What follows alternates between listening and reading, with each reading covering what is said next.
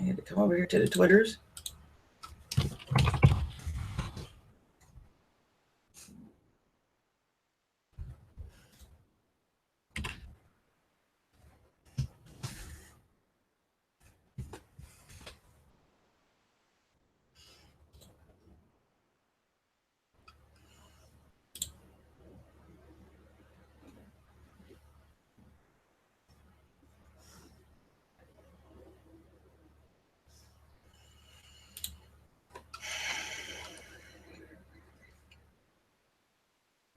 Okay, we're live, but nobody's here. Okay, first thing I'm going to do is... Oops, I gotta mute me. Okay, we're live. Hello again.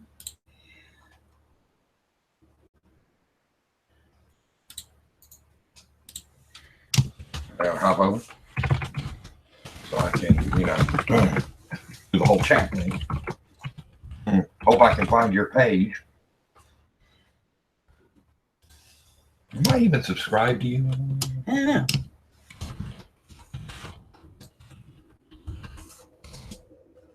You better be. As your wifey.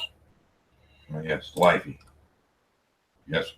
Yes, yes, yes. Here it is. Here it is. Everything. All right, we're still getting everything set up as people are rolling in. Well, see, it took me a minute to find it and everything. I had it under, sexy and I know it. But you do realize you said that live, right? yes, I know. Oh God. Time to make the mad woman blush. Oh, I'm glad I am not on camera right now.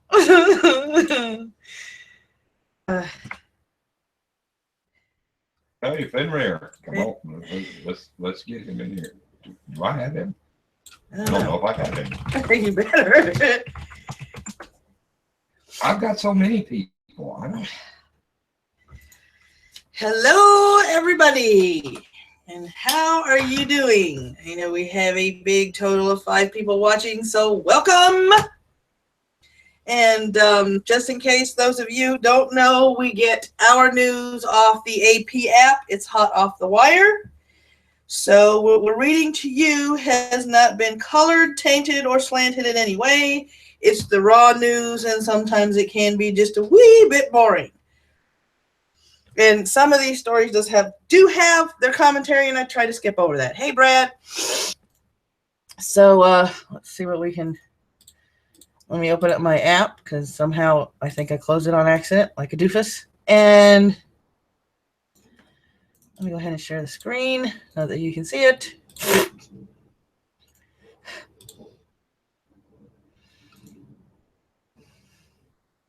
Okay. No.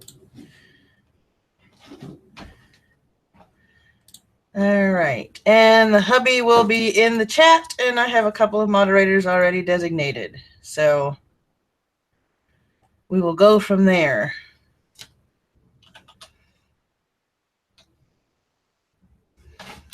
Tillerson. Okay, that's not the one I want. World News.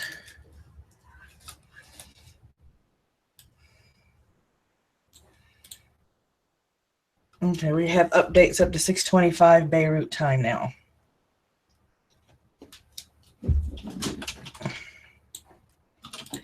Okay. Okay, so he's not following me. So. All right. Yep. Fen, I sent you a link, so get your behind in here if you want to, dear. And I'll keep it clean because I know everybody has kids running around their room that have kids. That's right. Okay, so straight out of the AP. U.S. calls for transparency in Syria summit. This is directly from the AP Wire app that I have on my computer. We're going to start at 5 o'clock Beirut time. This is a timeline straight from the AP. You sent him the link to the show, not the hangout. Oh, crap. Let me try it again. Hang on. I'm a doofus. Hang on. Well, that's all right. All right. Let's see. Yep. And hey, there we go. Copy. I gotta come over here to Twitter. We need to come to Twitter. Take 2. Take 2. Take 3. All right, that should be the link to the stream. Have a muffin. No. Yeah, right? All right, here we go. Going to have coffee here in a minute. Yeah, we're doing it live, bloopers and all. All right, starting at 5 p.m. Beirut time, Syria's foreign ministry is calling the chemical attack that killed scores in northern Syria as a premeditated action that aimed to justify the launching of a U.S. attack on the Syrian army. The ministry described the U.S. missile attack that heavily damaged the Sharat air base in the central province of Homs a flagrant aggression. It said in a statement Friday that the real objective of the U.S. attack was to weaken the strength of the Syrian army in confronting terrorist groups. 5:10 Beirut time. p.m. The UN envoy for Syria tells Associated Press that his office is in crisis management mode following a U.S. strike on a Syrian air base. Stefan de Mistra said he was convening an emergency meeting later Friday of the International Syria Support Group's ceasefire task force. He said Russia requested the meeting, which was agreed upon by the United States. The two countries are the co-chairs of the multi-country panel that meets regularly in Geneva. In a text message to the AP, de Mistura said, "We currently are in full operational crisis management mode," without elaborating. Because why would you? The acknowledgement marked the biggest sign yet that the first intentional U.S. military action against President Bashir Assad's forces could affect nearly 3 years of peacemaking efforts by the UN envoy. 3 years and you ain't done shit yet? Oh no, don't upset the UN. Right? Because they're so useful. They do so much help in the world. Yeah, right. Yeah, they'll just lay 10 tons of sanctions on you and go, why aren't these working? Okay, 5:30 p.m. Beirut time. Hundreds of protesters performed a funeral prayer in Istanbul for the victims of the Syrian regime's chemical attack on Khan Sheikhun. Ahmet, whose last name I am not even going to attempt, the head of Istanbul platform consisting of Islamic-leaning NGOs, blamed the West for the creation of chemical weapons used in Syria. In this massacre, imperialist West, especially Russia, the U.S., and Iran, are accomplices of cruel Assad, he said. Iran's part of the West? Apparently, according to them, I guess. Calling the U.S. the Great Devil. Ooh. Dude, whose name I will not attempt, said the country can't escape the curse of hundreds of martyrs with a few bombs, referring to the U.S. missile strikes. The protesters chanted, "Murderer America, get out of Syria," and "Murderer Russia, get out of Syria," after the prayer. Because, you know, nothing ends a really good prayer by calling people murderers and telling them to get out of your country. It depends on your type of prayer. 5:50 p.m. Beirut time. Syrian state TV says opposition fighters have fired shells at government-controlled neighborhood of the capital, Damascus. Yeah, killing one person and wounding 20. The TV says Friday shelling of Jaramana district occurred in the afternoon. The attack on capital came at a time when opposition activists reported airstrikes north of the country. 6 p.m. Beirut. Lebanon's militant Hezbollah group says the U.S. missile attack on Syrian air base is a new crime by the American administration that will increase tensions in the Middle East. Hezbollah warned in a statement Friday that this foolish step by the Trump administration will be the beginning of a great and dangerous escalation in the region. Hezbollah, which sent thousands of its fighters to Syria to back President Bashar Assad's forces, said the missile attack will complicate the situation worldwide. And the final update on the timeline, 6:25 p.m. Beirut time. Nikki Haley, the U.S. ambassador to the United Nations, said the U.S. insisted that an emergency meeting of the UN Security Council on the U.S. missile attack on Syria be held in the open so that any country that chooses to defend the atrocities of the Syrian regime will have to do so in full public view for all the world to hear. The Security Council has called an emergency meeting at 11:30 a.m. to discuss the developments in Syria. So there we have it. I like that. Yeah. If you're going to back the use of chemical weapons, you just say that out in the open, please. We want to know who does that. Mm-hmm. Let's see here. Because honestly, the only people that can have any problem with this attack, honestly, is people that don't think Syria did the chemical weapons attack. And I don't understand why people just assume that. Everybody out there is assuming they know more than our government does, and I just don't buy that. Sorry. Yeah. I mean, and you only know what those types of regimes and countries will allow their propaganda to release. Oh, yeah. Yeah, because as we covered this morning, they're like, well, only about 5 of their missiles struck, and they didn't do that much damage when 58 of 59 actually hit, even though they weren't confirmed hits, because that wasn't said. More damage than they're admitting, because there was more to the more damaged side than there was the, it's not that bad. I'm amazed we needed 50, almost 60 missiles to hit an airbase. Like, really? Like, yeah. My question is, if it was a small air base, why did it take 60? It wasn't a small air. That's not a small air base. No. That's their main air base to do most of their attacks out of that area. Actually, we majorly crippled Assad by doing this. They just don't want to admit it. They were doing most of their anti-terror attacks out of that base, out of the air base. So, but then again, their anti-terror is everybody in the rebellion against them. So that's It's not like they're going against ISIS against it, but. Although I know ISIS is in the middle of this shit now too, but yeah, it's just it just the propaganda is just absolutely just beautiful at this point. It makes you want to laugh. Everyone's trying to spin it. I don't believe that's everybody's gonna try to spin this to their own advantage right now, and that's what they're gonna do. We just gotta get on ahead of it, which is why I like them saying, "Hey, let's do these meetings in the open if you want to say something against us." So, because more countries are for us in the attack that we did than are against us. Oh, come on. We have Canada, okay? Trudeau is backing us. If that whip can back us on this, like, honestly, exactly. I don't see an issue. No, I don't see an issue either. I mean, even the EU said they were behind us. I mean, these are the people that are having all this migrant problem all over Europe, and they're like, yeah, good job. It's like, okay. I mean, the only countries speaking out against it were already the countries that are against us anyway. They're just the people that are anti-us. Yeah. Everybody else is kind of like, yeah, good job. Even like the EU isn't really backing us at the moment. They don't like us too all that much, and they're still backing us. So I don't see this as this horrible move that everyone else is yet. Everyone's coming out and saying that this is horrible. Like, you're seeing it all over Twitter, and everyone's calling them out on it. I mean, even Maddy-MWM was like, did you see his tweet about sometime in everyone's life their daddy majorly disappoints them or something like that? Oh my God. No, I didn't see that. But it's like, to me, Obama kept saying, okay, don't cross this line. And Assad would cross it. And he'd step back and draw another line and go, okay, don't cross this one. Kind of like the old Looney Tune commercials where they kept backing themselves up a step, drawing another line in hopes that the guy would just walk off a cliff. Yeah. And it's like, no, these guys aren't walking off a cliff. They're going to eventually call our bluff. And if we don't say, all right, we meant it and do something, our words are empty. And the big thing is, even though I know everybody's mad because you're going back all these years saying Trump said never go to Syria, don't go to Syria, don't go to Syria. The problem is that technically Obama at one point drew a line saying that if you use chemical weapons, we are going to bomb you. And then he backed out. Right. Trump isn't going to be the one to back out. He doesn't mean he's going to go and keep messing with Syria. He doesn't mean he's going to keep going in there and doing more and more attacks and start a war in there. It just means you use chemical weapons, we are going to bomb you. We're not putting up with it. You are going to be punished. We're not going to go into all these meetings at the UN and all this crap. No, you use chemical weapons on your people, we are going to bomb you.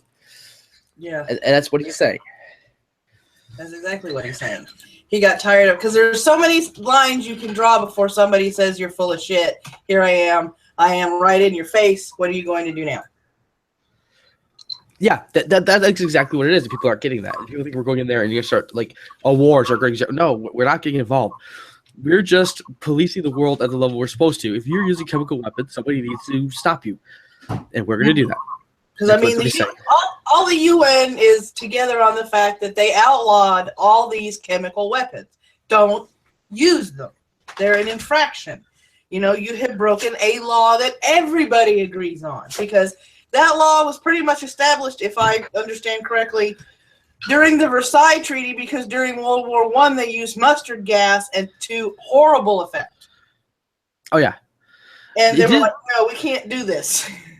Yeah, did they say, I seen somewhere today, I don't know if it's true or not, so don't cite me on that one, but they say even Hitler refused to use chemical warfare because it was so horrible, and yet on troops, I should say. Yeah, Assad's over. He's done it. Well, this is the second time now he's done it. And everybody's, when you're doing something Hitler wouldn't do, that's kind of scary. Yeah, it is. Let me see if I can find Brad on. Here we go. All right. Yeah, it's just, it gets me when you are willing to cross a line that somebody that killed over 6 million people went, no, that's a line I don't want to cross. No, thank you. Yeah, I thought it was funny. Yeah. Because the last time I think he admitted it, this time he's trying to, skirt around it and go, no, it's not us. Somebody else attacked that particular depot that happened to have those chemicals there. Which chemicals? The chemicals you were supposed to have to begin with? Yeah, technically they're not supposed to have them. They told us they destroyed all those chemicals, Mm-hmm. and now I'm hearing that it was Assad did an airstrike on the rebels' chemicals, and that's what blew up.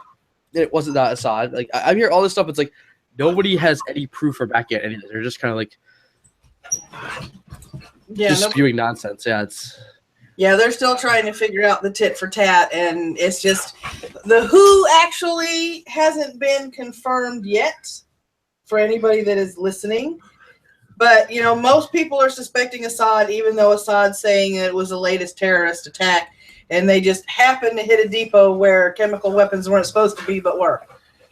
Yeah, it is a lot of just bullshit. And I'm not gonna listen. We just bombed you, and obviously you're coming up with this crap. Like I'm just assuming that you're covering your own ass at this point. And until this is confirmed by somebody, it's all crap to me.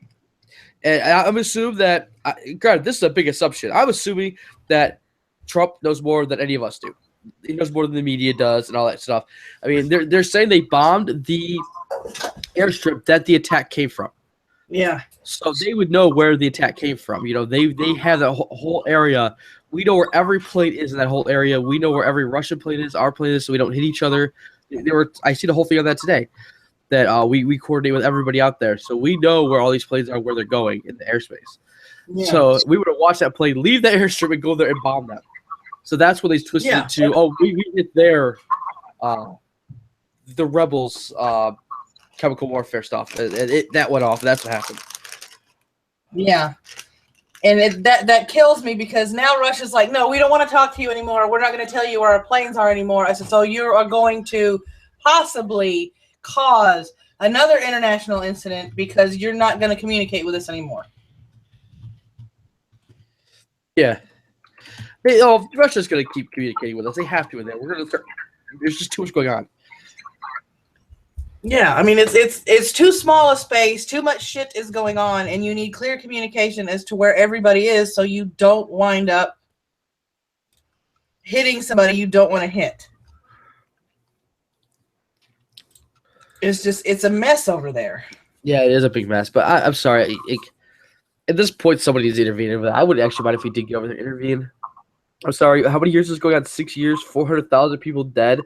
Now we're having to take in all their refugees, and all the rest of the world's taking in all their people. Like, no, you are now affecting the rest of the world at this point, and I think that's the time we can start stepping in and doing something. But yeah, and it's like displacing Assad. I don't know if that's the right thing to do, but no. But I mean, it's everybody just about everybody that I mentioned in the articles this morning when I read the timeline said that he needed to be displaced. Somebody needed to be. There should be a transfer of power. Yeah, the problem is that we go in and we do transfers of power. Like it always is going to somebody worse. Mm-hmm. Most of the stuff that we did when Obama was in power, we displaced people, and then the people that we displaced people that weren't exactly like the best for their country, but were our allies. And everybody who goes in is anti-U.S. It's always like the Muslim Brotherhood is like getting their people into power, like through every way besides legal of. Oh, hi, Brad. Hey there. Hey. What's up? Nothing much. I'm glad I could be here. Thank you for letting me join you. No problem. Yes, like everybody's bitching, but we're doing what the UN has always expected us to do. I mean, who's the first country always in when all hell breaks loose? Right. Well, we are the UN. I mean, come on, let's just be real about this. We are most of the UN. We are most of the UN's forces. We have the biggest say in the UN. I mean, yeah. It's more of a show to make everybody feel like they have a say, I think, more than anything. But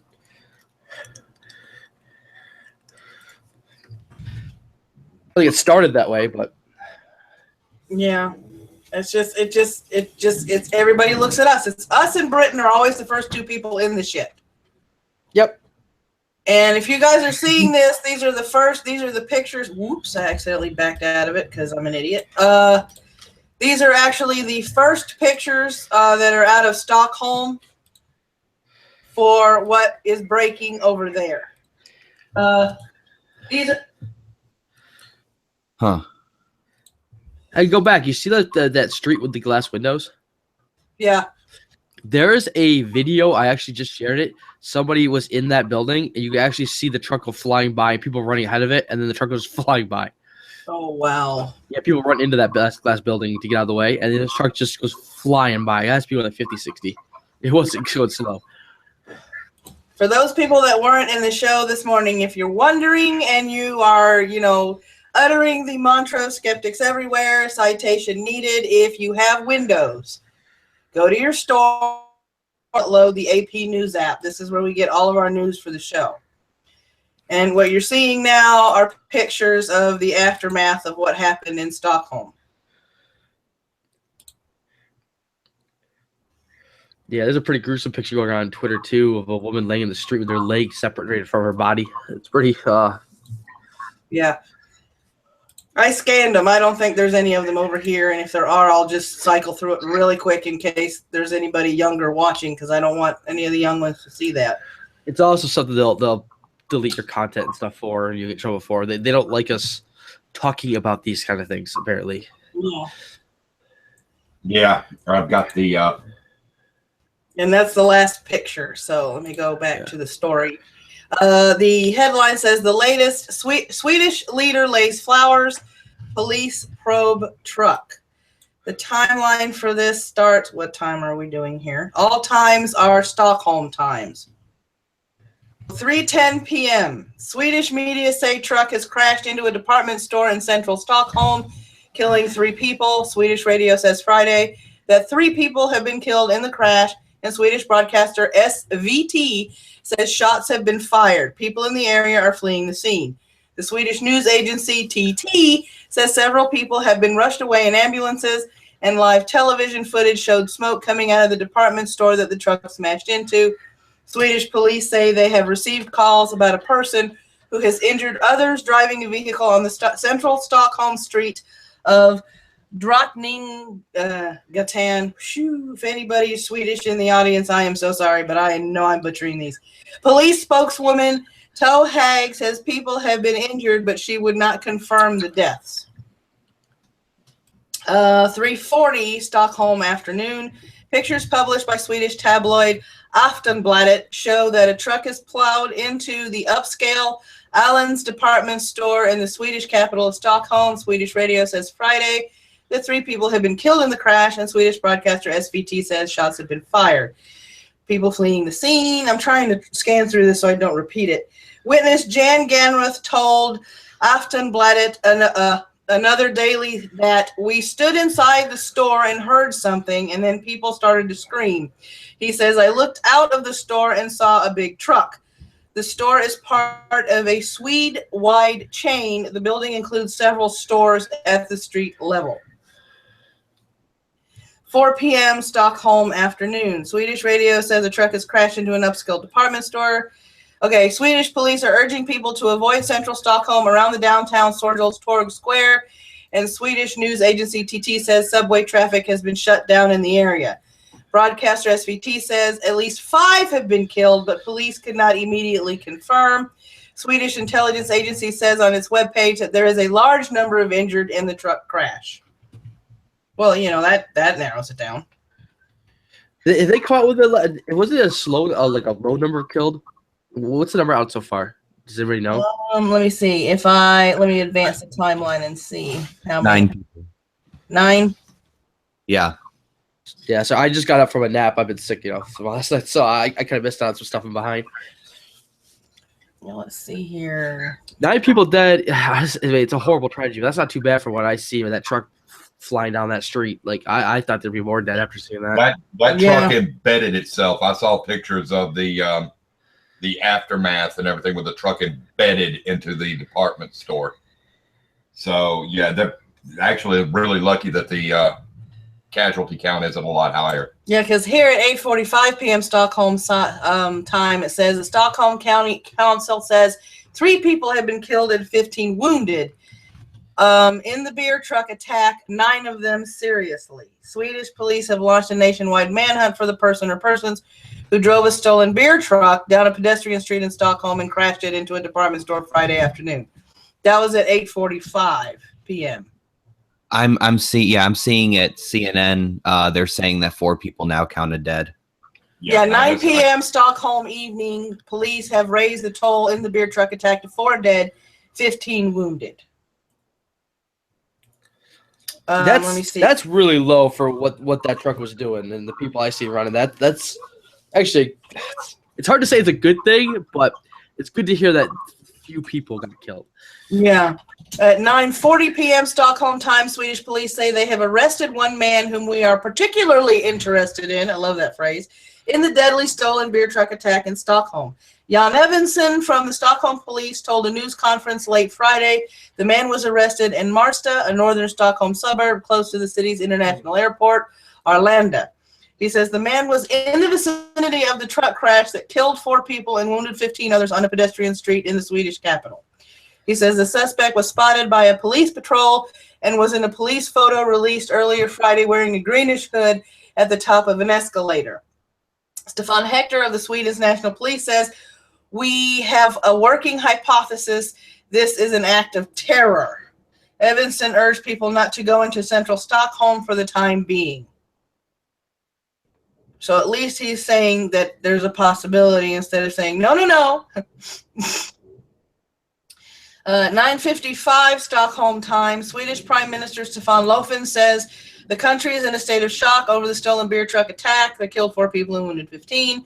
Löfven said the aim of terrorism is to undermine democracy, but such a goal will never be achieved in Sweden. Police have arrested one suspect in the truck attack, but would not say if they are hunting for any others. They discouraged people from going into central Stockholm on Friday night, and the National Theatre, which is near the crash site, canceled 3 plays. Löfven said in a national televised address that his Social Democratic Party was still planning to hold its annual convention this weekend in Gothenburg, Sweden's second largest city. So yeah, it's 4 dead, 15 wounded. And it's confirmed again at 10:20 p.m. So yeah, they've got one person they're questioning apparently, and they don't know if they're suspecting any others. So that's pretty much a rough timeline of what's going on over there in Stockholm. Well, I mean, to me, it's, and I'm going to sound cold. There's probably going to be a lot of freaking comments in the chat. But aren't these the people that everybody on YouTube was doing videos on that were trying to say that the old people need to conform to the new way of Swedish life now because of the immigrants? Yeah. I mean, okay, yeah. that's yeah, conform to this? I don't think so. Yeah, did they just say nothing's going on over in Sweden, that there are no terror attacks, and that Trump is stupid? And they blew up about that, after Trump mentioned it in a tweet. Mm-hmm. There's nothing going on in Sweden. Sweden is fine. Sweden isn't fine. Sweden's in denial. They can't deny this, though. Well, yeah, there was an attack. Well, go ahead, Brett. It's not only Sweden that's in denial; it's everybody who's in denial that these people subvert cultures. Yeah. Just like the a reformist Muslim, because I saw the video earlier today. I forgot whose channel I was watching it on. I think it was the Independent Man. They had to cancel her tour because the Muslims that actually follow Sharia law in Australia literally threatened with 5,000 people protesting and possible violence if they allowed her to speak against the atrocities of Islam, saying that she was a radical Islamophobist. I mean, this is why Trump established the Muslim ban. I mean, not really a Muslim ban, but you know what I'm saying. The refugee. Go ahead, use it. Yeah, you just use the name. This is why, and it's really frustrating to me that everybody's like, oh, it's not constitutional. It's not constitutional. Yet we look at what the Constitution says. It says Congress shall make no law barring the establishment of a religion or establishing a religion. That's all it says. The president is not Congress. Okay. And the religion is already established. That was what I was going to say. It's already established. We're not blocking the religion. The religion comes from many, many other countries too. It can come in here. It's not saying Muslims from every country in the world can't come. No, we're saying you countries are messed up. We don't want your people at the moment. Wait till we figure out our whole process to vet everybody. I don't think there's anything wrong with that. Even more, your country's interpretation of Islam is dangerous to our national security interests. Therefore, we cannot allow you into our through our border. It's just simple. Yeah, I don't see the issue at all. It seems pretty clear cut to me. It's not a Muslim ban, obviously. So I don't even. You cannot use that part of our Constitution against this ban in any way, shape, or form. Well, the thing was, because we read this on one of our morning shows, the judge was going, and to me, it was disingenuously so, by what Trump was saying before he got elected president. Yeah. You know, the rhetoric that you don't base it on what was said before. You're supposed to read the executive order and judge the order as it's written, not whatever he said before it was penned. Well, okay, but they're also looking. I mean, what they said is they struck it down because it's unconstitutional. Tell me what part of the Constitution the man violated with the order. Give me. I mean, you have to actually prove that it violates the Constitution, and in my opinion, they haven't done so. No, they haven't, and they're not going to be able to. The judge in Hawaii is in Obama's court. He's an Obama boy. Yeah, that's what it is. The courts have started like taking sides, and they basically go like, "I have all this power, and I can unilaterally go no," and so I'm doing it. Like, I understand why the courts have this level of power, but then again, like some people say, this is politics. It was going to happen. He knew it was going to happen, and you just work your way through it. It's not the end all. It just has to go back through the process. But it just pisses me off to say that it's not constitutional. Please explain what part of the Constitution that this violates. Explain the ruling, please. Yeah, and I've got to see if I can get a hold of Sinatra on Twitter, because I saw his video, his take on the serious thing, and he said the strike was legal. And I want to know how. I'm ignorant in that particular aspect. I'm not saying what he said, what he did was illegal, but I want to know why, so I can actually have a valid argument for all these people, because we've seen it all over Twitter. You're supposed to go through Congress. He circumvented Congress. He broke the law. He did something illegal.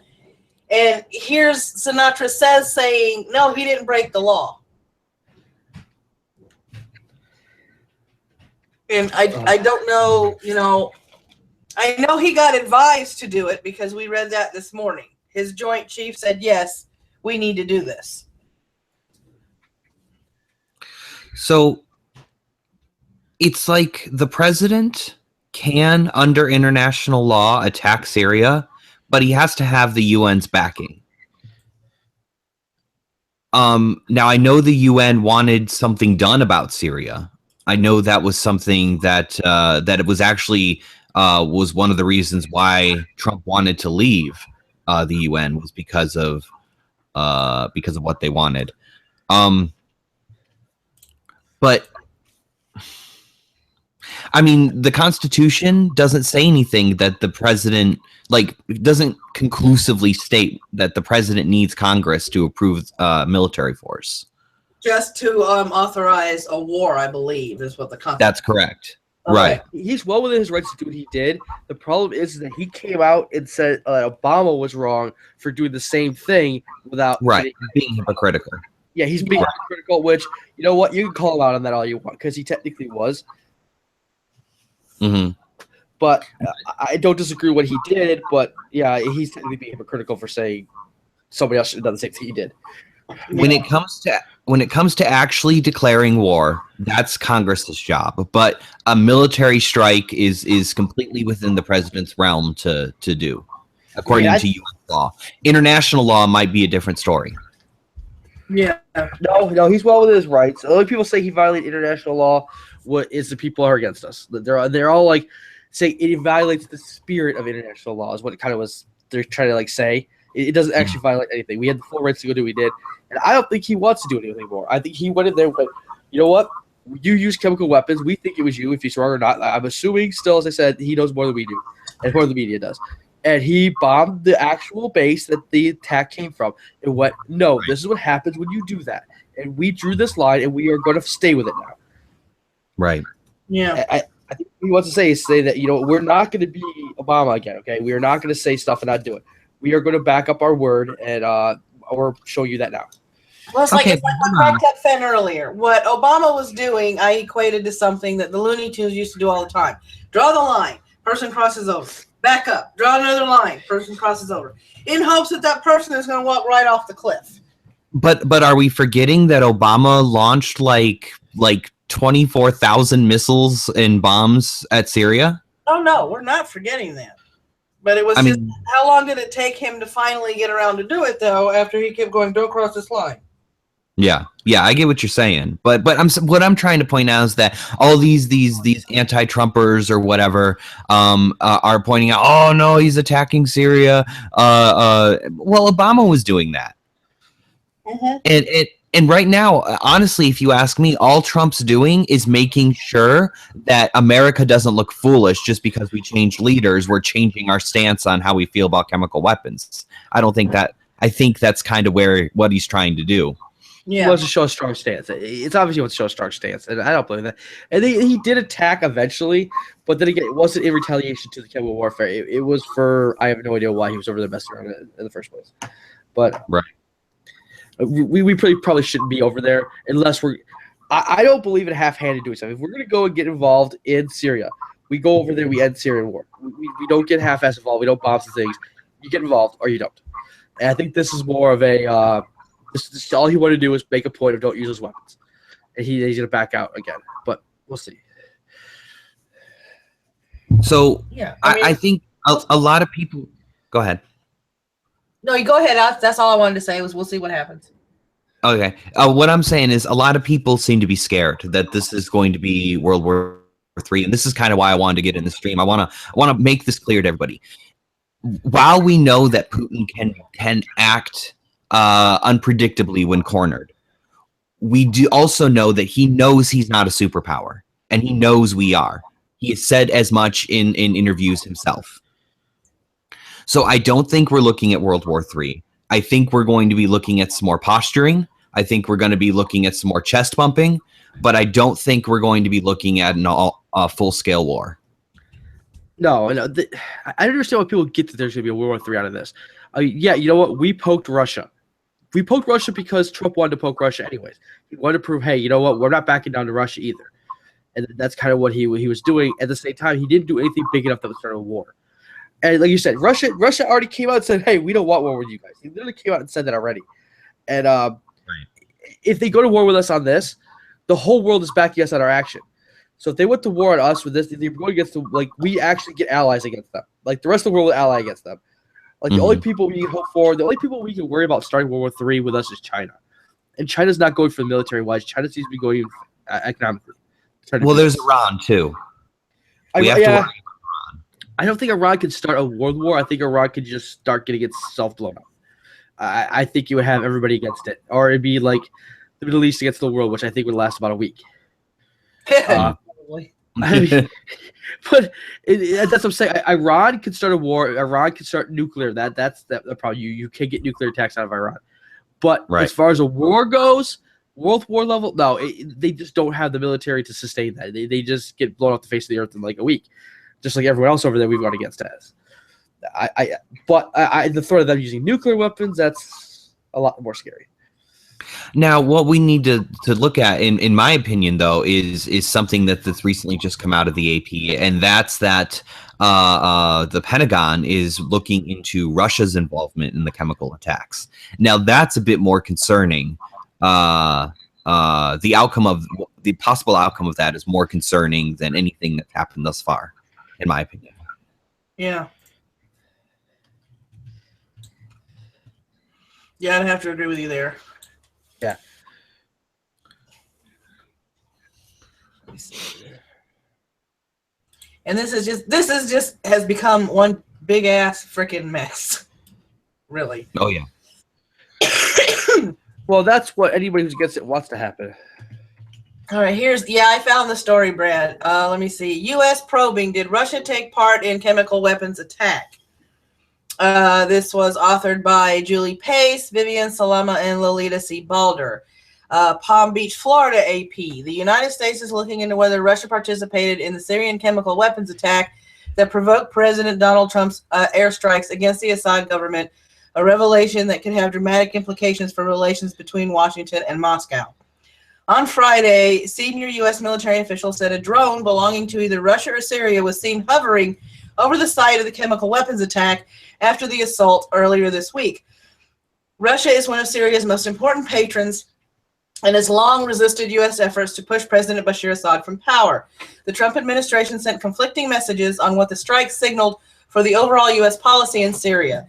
White House officials said the assault was not a step toward deeper involvement in Syria's civil war, though Nikki Haley, the U.S. ambassador to the United Nations, said Washington was prepared to take further military action. We are prepared to do more, but we hope that it will not be necessary, Haley said at an emergency meeting at the UN Security Council. Let's see. They're describing the strike.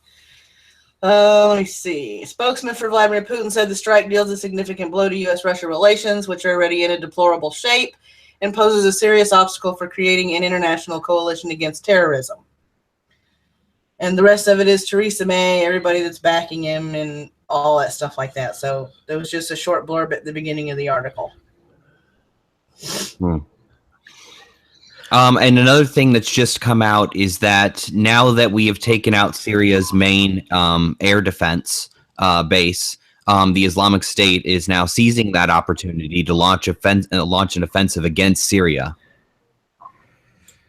Yeah, that is going to be a major drawback to what we did, but it was going to happen. But Russia having their presence there this morning, I read that they were actually prepared to defend Syria from the incoming ISIS attacks because none of their installations were hit, obviously, since we're trying not to poke the bear too terribly much. Right. Yes. And for some of the younger crowd that don't know this, because mainly they weren't around back then. We poked the bear before under Reagan. Mm-hmm. And we poked them really, really hard to the point where they had to pull out of Afghanistan, and they abandoned a lot of equipment just because they played the whole, well, we'll point our missiles at you, and then Reagan pointed everything at Europe at them. Yeah, we can force Russia to back off. That's why I laugh. Everybody's probably worried about World War III. Russia, no, Russia will back off. If we play hardball in the area, they will back off. They can't go to war. They don't even have the people to go to war. I mean, come on, the population is on a downslope. I mean, literally, that's why their whole anti-gay movement is, because they don't have a population. They're trying to get population growth going over there. And they're not looking for war. The country's not stable or ready enough for war. So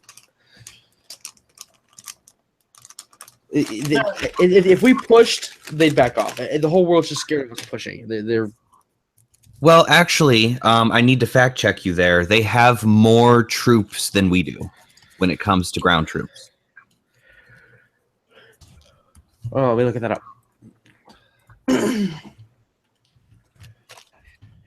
Yeah. The problem is I know Putin is ruthless. He Right. proved that with, what he's been doing over there and basically thumbing up everybody that told him, leave Crimea alone. He went, screw you, I want it, I'm taking it. Yeah, and he just recently imprisoned the only guy who was running against him for the presidency. Yeah. He has no scruples when it comes to grabbing and keeping power. He'll do anything in his power to do so. Right. Which makes him a very scary person, and that's what can make him unpredictable, because anybody that's backed into a corner and thinks that they're about to lose any grasp of power they have becomes highly unpredictable. You're cornering a wounded animal at that point. Actually, by the way, just a fact check, U.S. has almost twice the ground troops Russia has right now. U.S. is sitting. U.S. Army alone is sitting at 1 million troops. Russia is sitting at 415,000.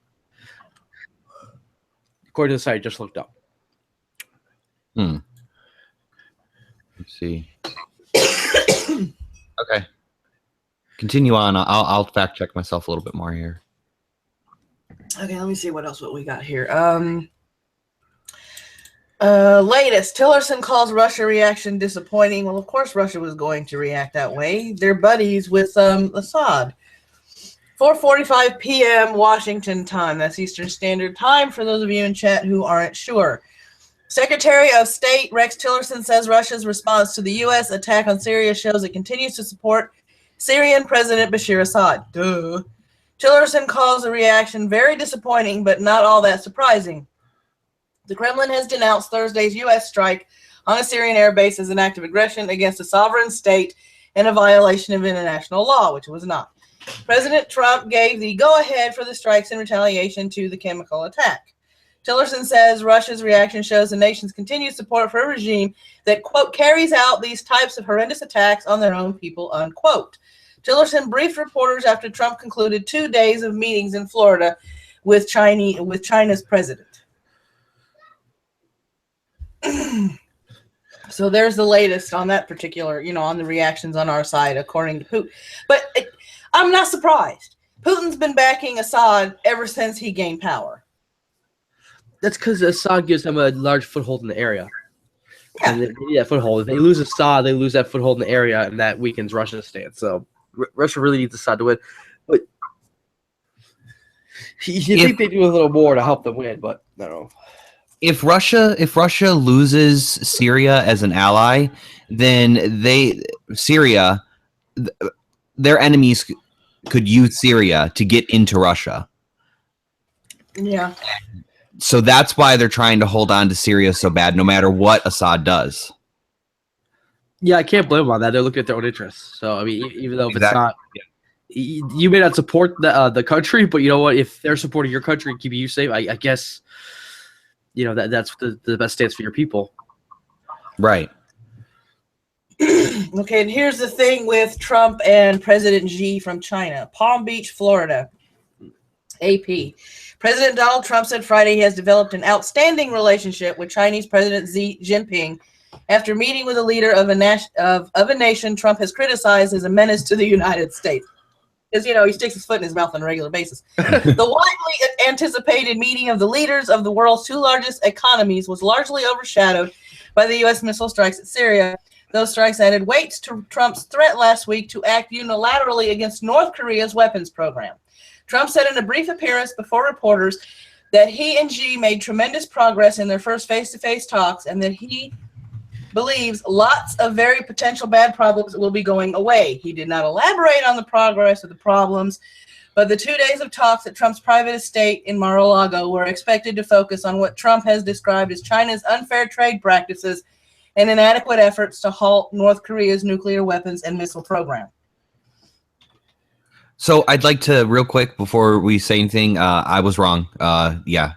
Russia has less manpower than we do. As of 2016, it was 70,000 versus 145 million. So, yeah, but I was more talking about their general population. I mean, it is actually a known issue that Russia's having is that their population is in decline, and it's an issue that he's worried about because you can't have a strong country without people, and they have a lot of space and losing people. It's not good for them.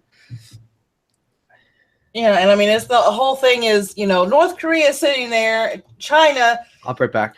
China was sort of, in a sense, trying to rattle sabers against us because here we were moving THAAD into South Korea because North Korea had launched missiles at Japan and it fell in the ocean next to the Japanese island. And I'm like, okay, I kind of agree with putting THAAD missiles in South Korea at this point because Un is not going to listen. He's as nutty as his father was. He's nuttier. The boy is 4 plates short of a picnic. He's worse. He's like killed several members of his family already. I mean, he's just fucking nuts. He is. And if they have any ability to use ICBMs, we need to take care of them. Nuclear ICBM. Yeah, because I mean, he's not. It's like they were. I remember. I think they were trying to see if they were going to do sanctions on North Korea, and all. I'm like, look, you can sanction a madman all you want. He's going to find a way around it. Right. Yeah. Well, especially if he's got China in his back pocket. Yeah. I mean, he's nuttier than a freaking fruitcake, and it's just you can't trust him. You can sanction him all you want. He's going to do whatever the hell he wants anyway. He just finished killing his half-brother. What's going to stop him from doing anything else? Right. I mean, in order for us to actually get a handle on North Korea, we'd have to start sanctioning China. And that's just something we can't do. We depend way too much on China's economy, and China depends way too much on our economy. So I don't see us sanctioning China. Yeah. But the problem is trying to get China to see that what North Korea is doing is wrong and to have them help us put a stop to it, which I don't think they're going to do. Right. No, I don't. I mean, I can tell, and I've heard that the Chinese administration is getting fed up with North Korea. But they, just like Russia wants Syria between them and their enemies, China wants North Korea between them and South Korea. Mm-hmm. Yep. And I mean, it's a sticky situation because that area, the South China Sea, I believe, is the area that's always been in contention. Yeah. And so that's already been somewhat of a hotbed for years now. And here's North Korea going, look what we can do. I'm going to fire these missiles over there at Japan. See how close we can get? Yeah. Yeah. Okay, I'm back. What'd I miss? Sorry, I just had a call. The Chinese, President Xi and Trump are actually making headway in their talks about the trade agreement and stuff like that. Well, that's good. I figured if he does anything right, that's what he's going to know what to do, is the trade agreements and all that. So, but to me, when it comes to negotiating deals in lieu of business, he's probably going to be better at that, and then he's going to have to defer to anybody with any kind of military experience for what's going on in North Korea and now over in Syria. yeah, I'm really hoping he's going with his professionals on that and not using his own random judgment, but can only hope on that. But it's like, I like I said, I completely agree with the fact that THAAD is now in South Korea, pointed at North Korea, because you're like, look, we told you no weapons testing. What do you go and do? You fire shit at Japan. What did you think we were going to do? Sit here and go, oh, okay, just don't do it again. Well, that's what happens when you have a laxed president like Obama who wasn't reacting to things, and they knew they could get away with stuff because he wouldn't do anything. And I think that's what he's trying to change. As I said, I think that's the big deal of the Syria thing is he's like, no, if you guys step out of line, we are going to do something. And hopefully that'll put some things back in order and keep people from stepping out of bounds like North Korea, but we'll see. We will see. All we can do is hope, because there's a whole bunch of shit going on. We still have troops. Don't we still have troops over there in the Middle East? Yes. Oh, yeah. We do. Oh, yeah. It's like all these people, they're like, well, we need to pull all of our troops and bring them home. Okay. For those of you that don't know, we still have people, not only in Korea, we still have people in Germany. We have people everywhere. We still defend China. Did people realize we still defend Japan up till like last year, wasn't it? Did we finally end that? We were Japan's army till I think it was last year. Yeah. Okinawa was our main base there. Yeah, they weren't allowed to have an army other than their National Guard or something like that. They weren't allowed to have actual army. No, they weren't allowed a standing army because of what they did to Pearl Harbor. Yeah. People don't realize that we're still in these places. And if we pull out everywhere, you can't take the biggest power in the world and just pull out and let everybody do what they want. That just lets them act like little kids run around and you get chaos. That's how you get World War III, because then you get everybody doing everything they want. Because there's nobody stopping them. Yeah.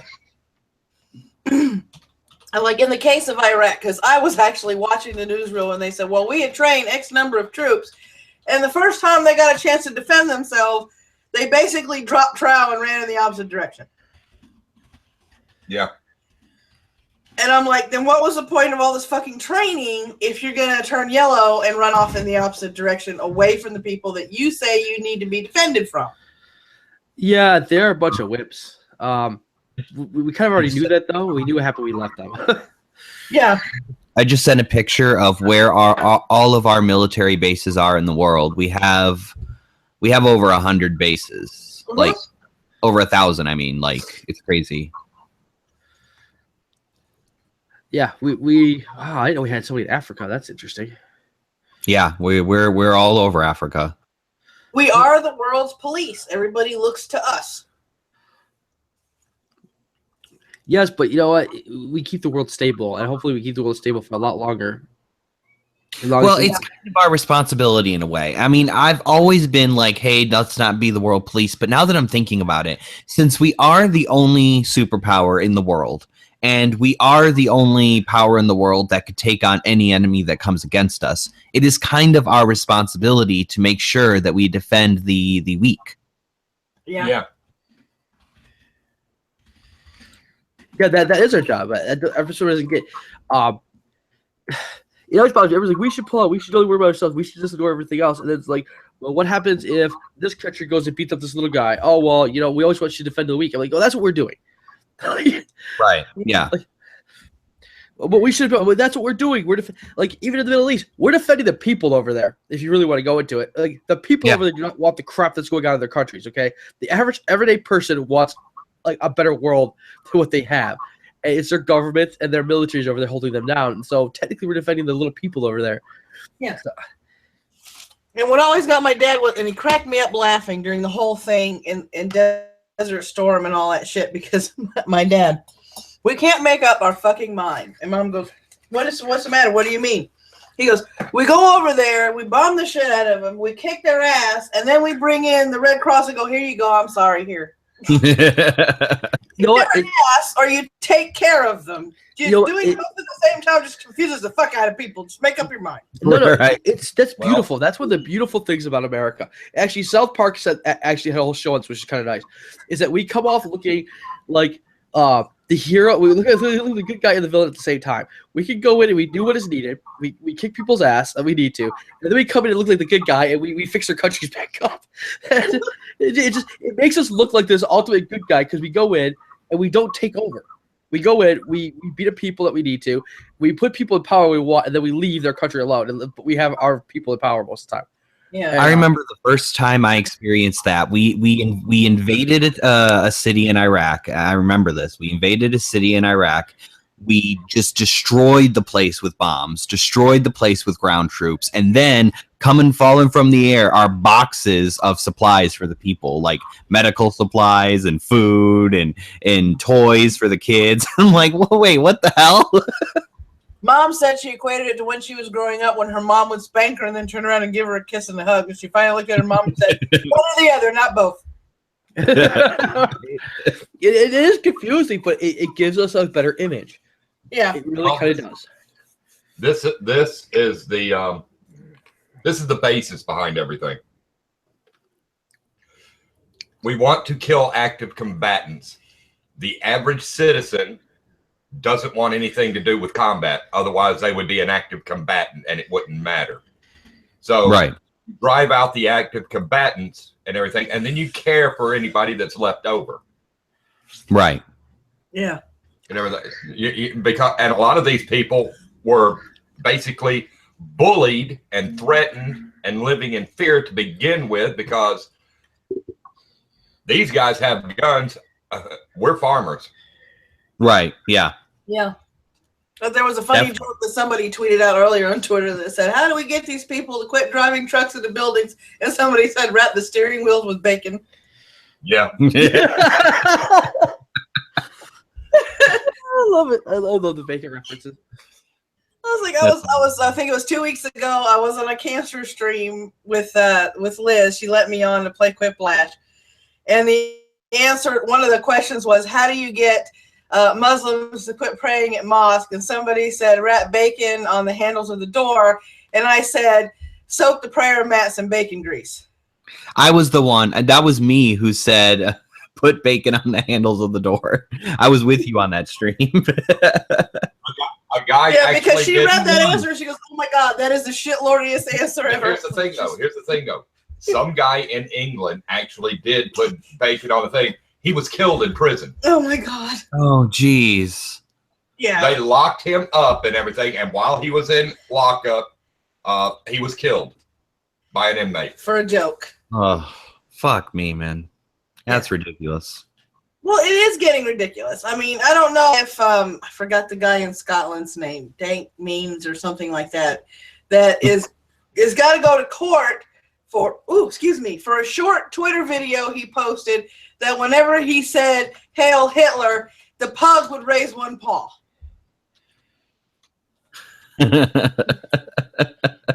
Everybody was laughing at that, and he has to go to court in Scotland because that was hate speech. I'm like, it's not hate speech, it's a joke. Yeah, it's a joke. But see, here's the thing. So when I worked for a gaming company, and people would say things like Hitler did nothing wrong. It was an MMO, and when they would say that in chat, if they lived in Europe, I had to ban them because things like that are against the law there. Mm-hmm. Yeah.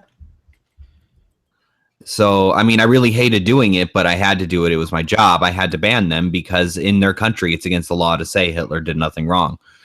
It's like I saw a couple, I forgot whose video I was reading the comments, and they kept saying that, the SJW rebuttal of, well, since you're using an avatar, your argument isn't valid.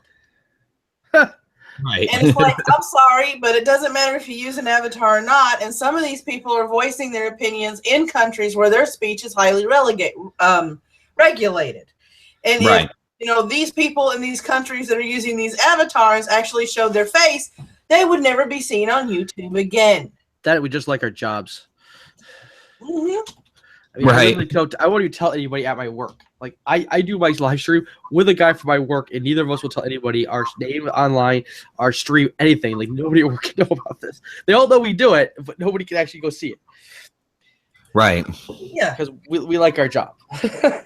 It's like I understand completely why a lot of people use avatars. And I mean, and I completely respect that. You're still saying what you feel. Does it invalidate your argument? No, it does not. You're still making points, whether or not it's your face or an avatar. Well, yeah, it's like a writer under a pen name. Yeah, it's like somebody commented on one of Chairview's videos that said, "Oh, you have a lisp. Your arguments are invalid." What? Because he has a fucking speech impediment? That's fucked up, actually. I know I'm laughing, but that's fucked up. That's exactly what they said. Your argument is invalid because you have a lisp. I'm reading this comment after about the third time I read it because I couldn't believe the stupidity of the comment. I'm like, okay, so you're making fun of his speech impediment and telling him he's dumb at the same time. The fuck? It's got the ever tolerant left. Yeah, Either that, or it's just somebody trying to say stupid shit. Like you have that. It's just like people the guy always on trying to say stupid shit. video the other night that kept saying that I'm not a minority because even though I'm Latino, I'm white, and the white people are the majority. And he asked me, how can you be white and a minority in this country? I said, because in the Census Bureau, I have to fill out the fact that I'm Latino first, which is a minority in the United States. Mm-hmm. Yeah. And he just wouldn't have it because I'm white. Philip Franco, friendly reminder, just because you are offended, it doesn't mean you are right. No. He argued all sorts of shit and wound up stopping the argument because I was providing better. He tried to cite and back up the fact that, or tried to back up the fact that Miles Morales was made explicitly for Danny Glover to play the part. And I said, no, it wasn't an actual comic book, came out 2011. I said, and he is his own character. He was inspired by Glover, but he wasn't made especially for the purpose of Glover to play. This idiot cites not only a wiki link, but gives me a blog link to the BBC. All right, guys, my dinner's here. Thanks for inviting me on. So I'm going to get off now. Thanks for coming. Yep, see ya. So for the wiki link, I said, I'm sorry, wiki isn't a valid link because people can edit whatever they want. And after he posted the blog link to the BBC, I went, That's a blog. They're for an opinion piece. Strike 2. Try again. Mm-hmm.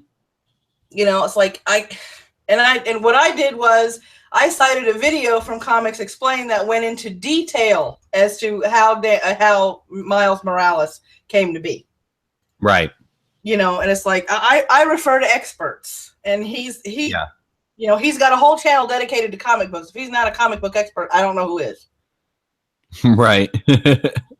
You know, and it's like these people, you confront them with facts, and then it's like their brain snaps, and then they start insulting you. Right. It's just like, oh, well, I gotta save face here somehow. Mm-hmm. It's pitiful. It's sad. They have lost the ability to debate. Yeah. You know, and this stuff going on in the world now, I mean, it's been building up for a while. Syria's been having this civil war for years, 6 years at least. There's always been shit going on in the South China Sea. Mm-hmm. There's always been shit going on between Israel and Palestine. And it's like people, well, we have to get involved. Mm-hmm. In certain cases, I can see our involvement. In certain cases, I can't. Israel is handling their own. Mm-hmm. You know, well, I mean, Israel exists because we got involved. Mm-hmm. And people, the press mainly, keep trying to demonize Israel because after every ceasefire, they're like, well, Israel attacked Palestine. Excuse me, you forgot the fact that Palestine broke the ceasefire first. Which has always happened. There was always some sort of truce, always some sort of, kind of peace accord, ceasefire, and then Palestine goes, well, fuck this, we want that, so we're attacking you. But as soon as they defend themselves, Israel's the bad guy. Yeah. Seriously. I don't know. I think what we're looking at, I mean, it's more of the same, but we got to be careful. We got to look at what's going on because if we do piss off the wrong people at the wrong time, we're coming into a point where we can have a nice coalition between China, Russia, Iran, and North Korea, and actually have an enemy that's worth fighting, which is not good. Yeah. It's not. It's a powder keg over there. We have to handle it with kit gloves to a certain extent to make sure that all our T's are crossed and all our I's are dotted, so to speak. Exactly. We have to look out for ourselves because the moment we don't is the moment our enemy takes us out. Mm-hmm. It's that simple. I mean, we have to maintain our show of strength. I completely understand it because after Obama's 8-year apology tour, right. He basically, in a verbal sense, emasculated us. People started looking at us like we were a joke. And we have to start turning that back around to the way it was. Because, yes, there hasn't been a president in office in history that hasn't screwed up in one way or another. None of them are innocent of that. You know, and for people to sit there and go, well, Bush did this and Bush did this. Well, Obama did this, this, and this. Clinton did this, this, and this. Mm-hmm. Clinton went to Bosnia. Yeah. You know, it's like, I'm like, we've all had presidents that have been in the administration that have fucked up one way or the other, that have done something they weren't supposed to. Mm-hmm. Yeah. Okay. It's what they do with their mistake and how they fix their mistake that make the rest of us that are level-headed determine whether or not, okay, he's a decent president. Yeah. Or no, he's a piece of shit. Here you go. Your phone's ringing. Yeah, I know. He's answering it. Yep. Because it's like, it's everybody is. And oh my God, Clinton, there was not only the scandal and everybody's going, well, I don't know why he should be impeached because, people cheat on their wives all the time. Like, no, it's not, it had nothing to do with the cheating. He lied on the stand. Right. He obstructed justice. You people don't see that. Mm-hmm. Iran-Contra. Yes, that was a fuck up on Reagan's part. Yeah. And Baby Bush with the Middle East, that was his albatross. Every president's had, every president's had an albatross. And to sit there and demonize the president because you don't like him, I'm like, okay, your personal opinion of him is fine. But right now we're judging him on the decisions that he's making and the actions that he's taking. And we're putting him and his personal life aside, and we're looking at him as our commander-in-chief and the president of the United States. Right. And he has done more in his, almost 3 months in office officially than any other president has done with his executive orders and trying to get shit done, because he's got, he has a businessman mentality. This is my itinerary. This is what I want done. And we're going to get this done one way or the other. Right. Okay. And he's done most of what he said he was going to do. Or at least tried to do until judges stood in his way. Yeah. I mean, you can't blame him for people standing in his way and placing roadblocks to his progress. Right. Absolutely. Because he's trying. And I'm sorry, Ron Paul and the whole healthcare issue, that was a debacle. Mm-hmm. Because, I have to agree with somebody, I think it was SDA, that said they've had 8 years to come up with an alternate plan. And she thinks they didn't come up with one because they didn't think they were going to get their chance to. And here comes Trump and he says, okay, we're going to do this. And they were like, okay, what do we do now? Yeah. Yeah, I could see that. And that led to this botched supposed replacement that didn't go anywhere because it wasn't really all that great of a plan. Well, I think they just abolish fucking Obamacare, because the longer it's here, the more the premiums are going to go up for everybody. Yeah. And I mean, yeah, from what I heard, the plan that was proposed was one prong of 3, and the other 3 prongs were going to fill in the gaps that the first one did not. But I mean, that could just be lip service. It could just be them trying to cover for a failed plan, then go, well, we need to write more to make the people happy. I don't know. I mean, I like the fact that they were going to try and open the exchanges in between the states, even though that would have been a mess in and of itself because every state has their own healthcare laws. Mm-hmm. I think that was a good idea. I think they should have gone back to trying to establish a nationwide health savings account to where people had the power of what they were going to put in that savings account every time they got paid. Mm-hmm. Because a health savings account is, to me, the most affordable way to give everybody health care. Yeah, and it's it takes away the profit-driven aspect of it. It takes away the pre-existing condition aspect. It takes away the aspect of, well, your insurance won't approve that treatment. Well, if you have the money, then you just get the treatment done. And I also believe that they should look across the board at what, let's say, day kind of procedure, let's say an appendectomy. To me, they should take what everybody, because nobody charges the same price for the procedure. They should take it, they should add it up, they should come up with an average and go, okay, you can't charge more than this. Mm-hmm. Period. Okay, yeah. It's the same procedure. Everybody does it the same way. There's no reason why this guy over here charges $5,000 and you're charging 10. Right. Well, I mean, as a libertarian, and myself, I would say that that's kind of overreaching the government power by telling people what they can charge for their services. I will give you that point. And it's like, that you could do that, or you can make them list the prices for the procedures so people can shop around. Definitely. I would love to see that. And I'd also love to see them justify the cost of the procedures. In my opinion, I want to see medicine companies have to justify what they charge for their for medicines. Because, and also hospitals to justify what they charge for their treatments. Because I think if people can see transparently where they're being overcharged, they can go somewhere else and be like, okay, well, you're not overcharging for this. You know what I'm saying? Yeah. There's a doctor in Noonan that I took a friend to because she didn't have health care. The doctor charged her $60 for the visit.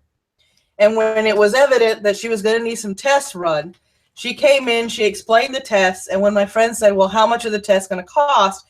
She goes, there's 3 tests. The lab charges me $5 a test. So I'm only going to charge you $5 a test. So it's $15 for all 3 tests. Damn. And that's all she had to pay to get the test to get the final diagnosis.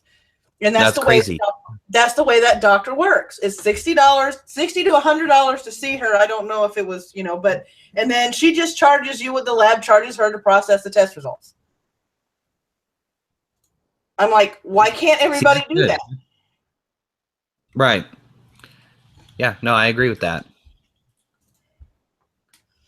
And it's just gotten completely outrageous in this country with all the prices. And I understand why, because this is a sue happy society. And the more you try and sue a doctor for malpractice, the more their malpractice insurance goes up. And those premiums go into the prices for the procedures that they have to perform.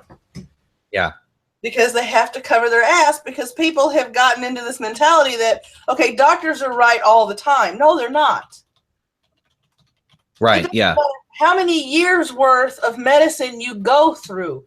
You're at best taking the evidence that you have found from the patient sitting in front of you and making your best guess as to what's wrong with them. Right.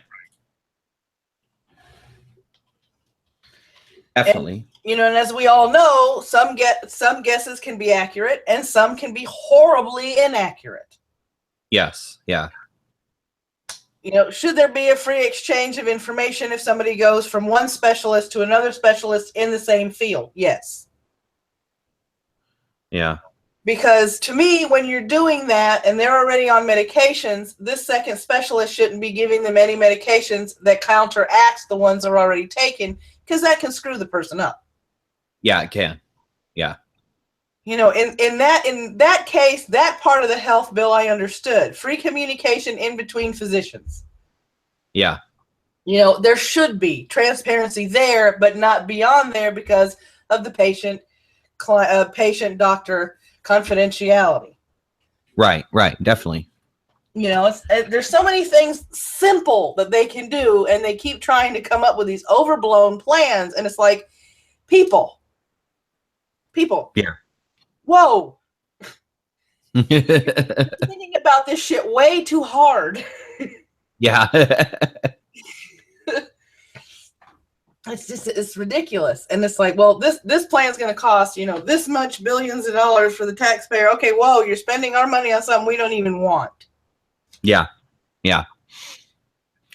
And it, like with Obamacare, it affected people who were low income. Like my mother was going through breast cancer treatments, and when Obamacare went through and actually became active, her medicines went from $5 a pop to $20 a pop.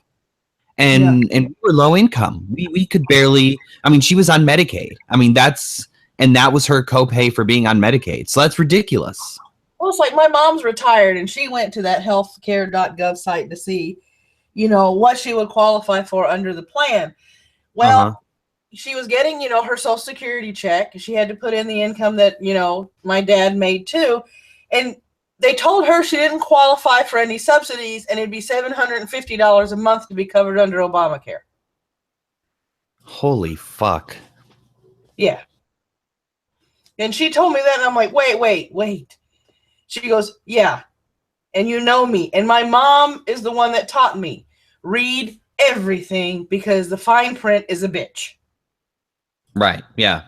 And she goes, yeah, I got the final quote. And they said, if you want to join up, it's $750 a month. She goes, that's 3/4 of my Social Security check. Yeah. Jeez. Yeah. And my cousin wonders why every time he brings up the Affordable Care Act, I keep telling him it's shit. Yeah, it is. And I finally explained it to him one day, and he goes, well, there's subsidies. She wasn't qualified for any of those. Well, are you sure she did it right? And I said, Raymond, this is my mom. And there was like a pause in the IMs on Facebook, and then he came back with, right, she read everything. Yeah. And that's, I mean, when I tried to sign up for the Affordable Care Act, unemployed, no income, told them all of that, was told I'd be $450 a month. Jesus. I'm like, yeah, that's not possible. Oh, that's just ridiculous. It's just, they weren't thinking this. And the worst thing they could have ever said was, you'll know what's in it when it passes. No, we want to see what's in it now. Yeah. That pissed me off. It's like, if I was on YouTube at the time, I would have ranted for fucking 30 minutes about Nancy Pelosi saying, we'll read it once it's passed. Fuck off, bitch. Like, who says that? Yeah, because I mean, I found online and I printed up, and this was, after it had just passed, some of the stipulations that a lot of people were holding in contention, and one of them was a salary cap for physicians and nurses. That they couldn't make more than a certain amount depending on the field that they specialized in. I'm not sure if I would limit the incentive to get into healthcare.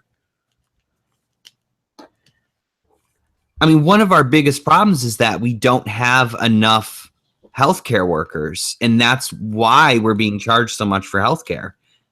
It's such a specialized field. Yeah. I mean, it's 8 years minimum, and then if you go into a specialized field, it's another 4 to 8 years. Yeah, exactly. Yeah. And it's, oh, hang on, wait a minute. Let me ask him.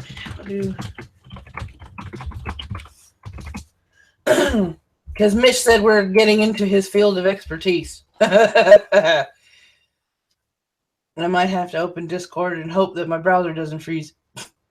It's like my computer it'll run the browser, and there are some mornings XSplit works absolutely fine. Yeah. And if there was one morning I had to open on the browser, and it just wouldn't work for shit. XSplit froze. I couldn't get anything working, and my computer was like, yeah, no, we can't process this. And you were going Sorry. crazy, and I had to sit down and explain it to you. Yeah. It doesn't work when I think it should work. He hears me go, will you hurry up? Oh, goddamn. Are you freezing again? Shit, hurry up. Damn it. This should be working, damn it. Yes, exactly. And it's like, and I've always done that, and he's the only one I think that has enough patience to sit next to me and go, you need to take a deep breath. It's not that bad. Okay. We need to get you a better computer. Yes, I know. Because, it's just this. People don't understand why I did not like Obama. They really, really didn't. And it all started when he was campaigning the first time, and he said, I believe in the redistribution of wealth. And I cringed. Ugh. And I'm like, yeah, no, I don't like that. Shit. Okay, this is totally unrelated to anything that we've talked about today, but I was scrolling through news.google.com, which I do like almost every minute of every day. And I see here it says, there's an article from The Guardian. Harry Styles debuts Sign of the Times, which I guess is the name of his new album. Is he really the new Bowie? Fuck off. Yeah, I already did. Okay. Comparing Harry Styles to David Bowie. Give me a break. Oh, no, God, no. Give me a break. It is a bit of blasphemy to even put those two names in the same sentence. I know. Thank you. Hey, everyone, and welcome back. Sorry, I love to do that because people keep telling me I sound like the guy, so I got to tweak it a little bit, I thought it was him for a minute. Holy shit, I'm doomed. That also, Monk pulled some serious strings this time. Wait a minute. Look, Also, if I ever have Undoomed in any one of my live streams, I will be fangirling for a good 5 minutes before I go live because that's not going. also, it's a good way for me to be a real dick tease, you know.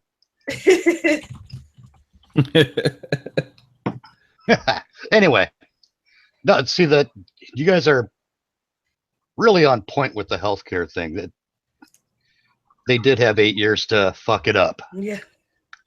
That's kind of where I sit on it. They had 8 years and they fucked it up. Yeah.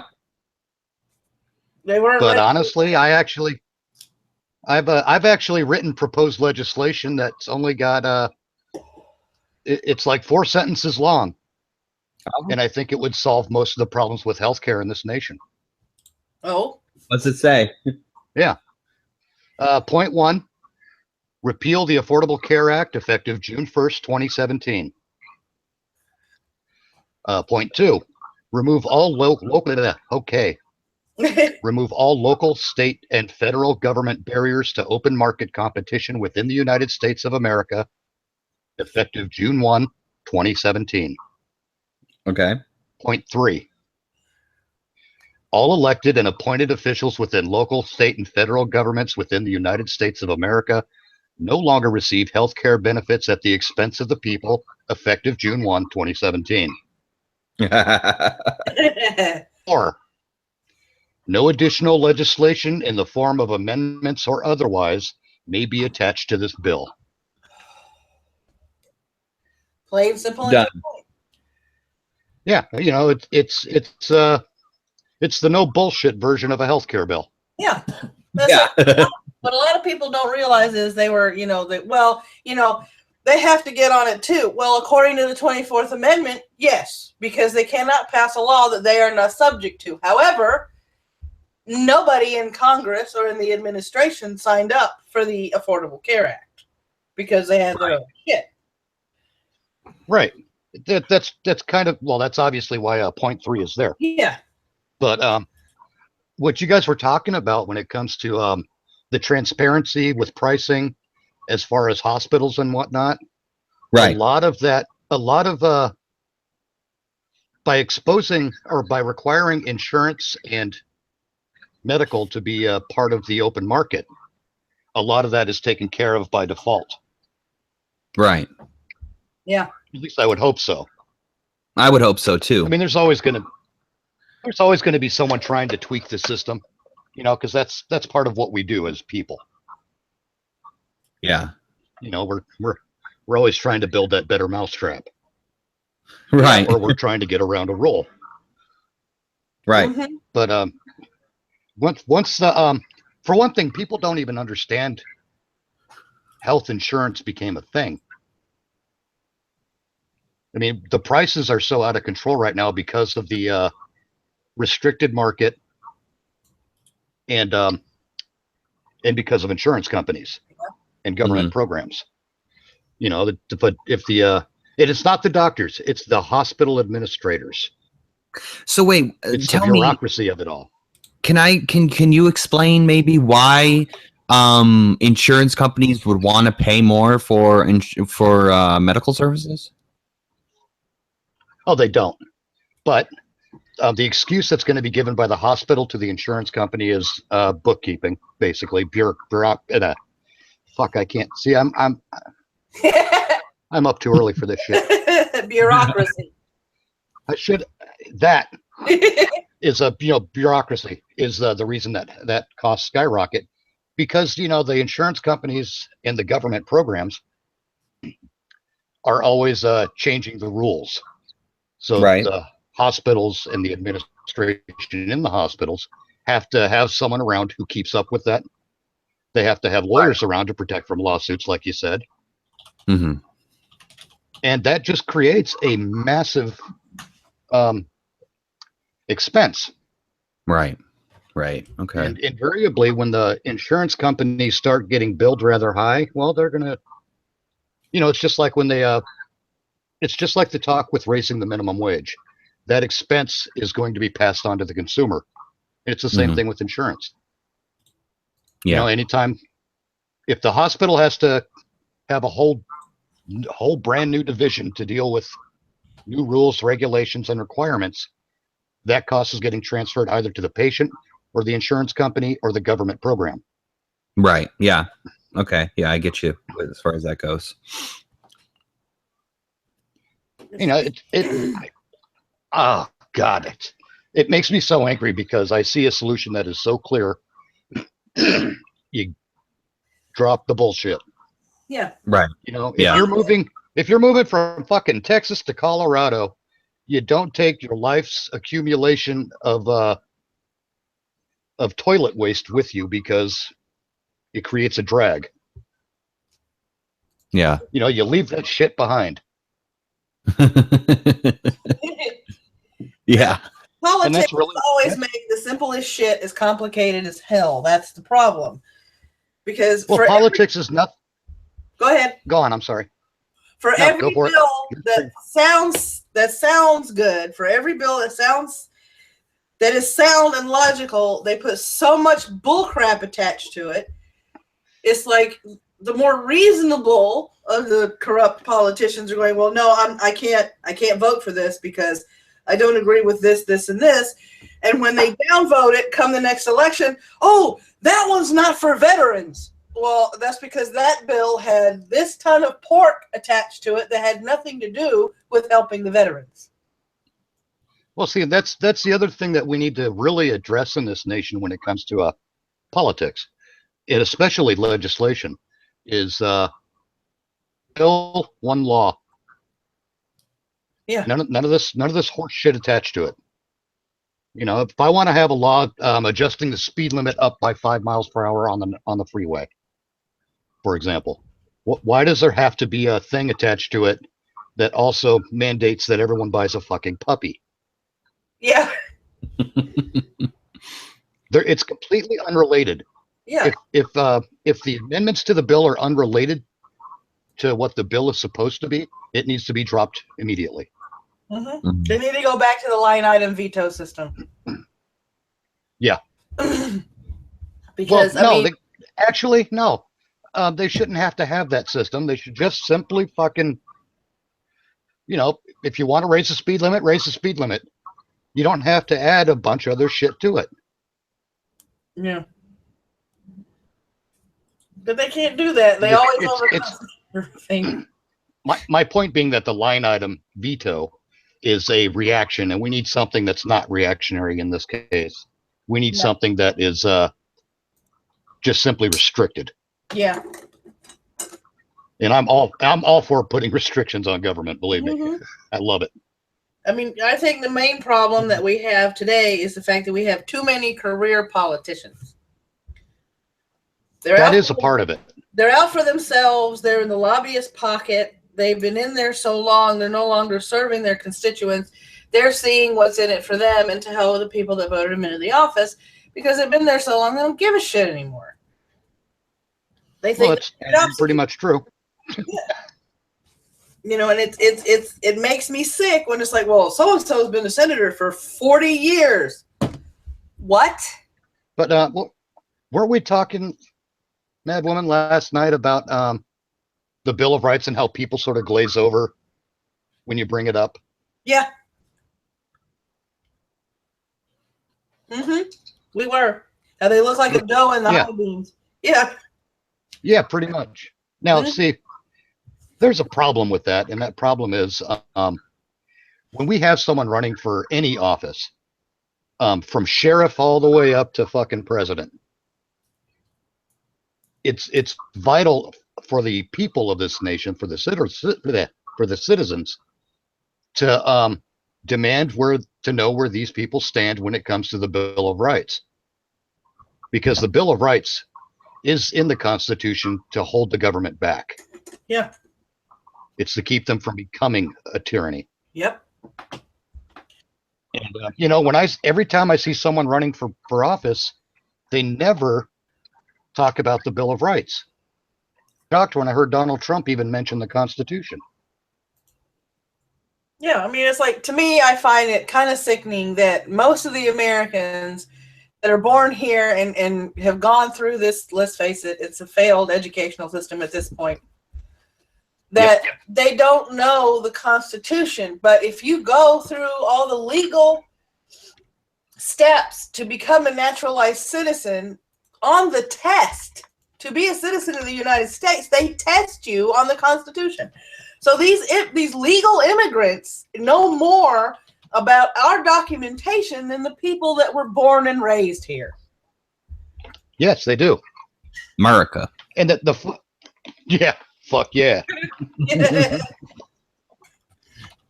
It'd just see, if I were running for Congress, I would and especially since we now have the internet, if I were running for Congress, I would make perfectly clear that my allegiance is not to a party, or a political philosophy. Well, it is to a political philosophy, I suppose, but that political philosophy is the Bill of Rights and the Constitution. Yeah. And then I would quite openly post legislation that I had already, or rather not legislation, but legislative proposals that I've already written would be a part of my campaign. I would post them online for everyone to see, and I would interact with people to explain it. This is, because some of it gets a little funky with the legalese and whatnot, although as you can see from what I've from my 4-point plan to handle healthcare, I'd like to keep all the bullshit out of it, but still there are going to be questions. Yeah. I would interact with people to explain how it does or how it does conform to the Bill of Rights. Yeah.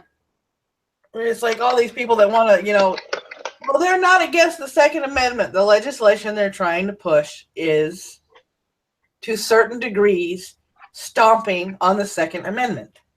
Yes. And you can't do that because that's going against the Constitution that is supposed to be the framework of our government. And when you start making laws against the framework of our government, that's when the Supreme Court has to come in and go, no, that's not constitutional. But it's been set up through the past 8 years in the Obama administration that there's I think more liberal Supreme Court justices than there are conservatives or those that are center leaning that he want to pass. I'm like, well, yeah, okay, because it's not constitutional to mandate people to buy something that the government has passed.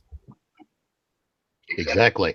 And that got stuck in my craw when the Supreme Court said, oh, yeah, the mandate for the ACA, that's perfectly legal. No, it's not. Not at all. One of my friends tried to argue, well, in order to get a car, you have to have car insurance. I said, well, a car is a privilege, not a right. Yeah. I disagree with actually, this is, see that, go on, Brad. I was just going to say, as a libertarian, I disagree with mandatory car insurance. I believe that if you get into an accident and you don't have insurance, you should be held legally responsible for the damages if it's your fault. But I don't think you should have to purchase insurance. No, see, I went this, and this is actually a good topic for where I was going next, and that is when it comes to legislation, it's always best to err on the side of the Bill of Rights. Mm-hmm. Never err against it. Right. It goes back to the whole concept of, it's part of due process, really. Innocent until proven guilty. Yeah, it's like the look on Ronan's face was priceless, because I took that political compass test, and I had to. Oh God! I had to do a double take because all the answers I put in it, I was literally 2 squares away from having the exact same views as Gandhi, or was it the Dalai Lama? I think it was the Dalai Lama. Yeah, I was like 2 squares away from having the exact same views that the Dalai Lama had, and I'm like, oh well, that's nice. He and I'd have a lot to talk about. Well, see, insurance, auto insurance, an automobile may be a privilege, but mandatory auto insurance is a violation of Fourth Amendment, the right to be secure in your person, property, and effects. Your money is your property. And these things cannot be taken away from you without due process. Yeah.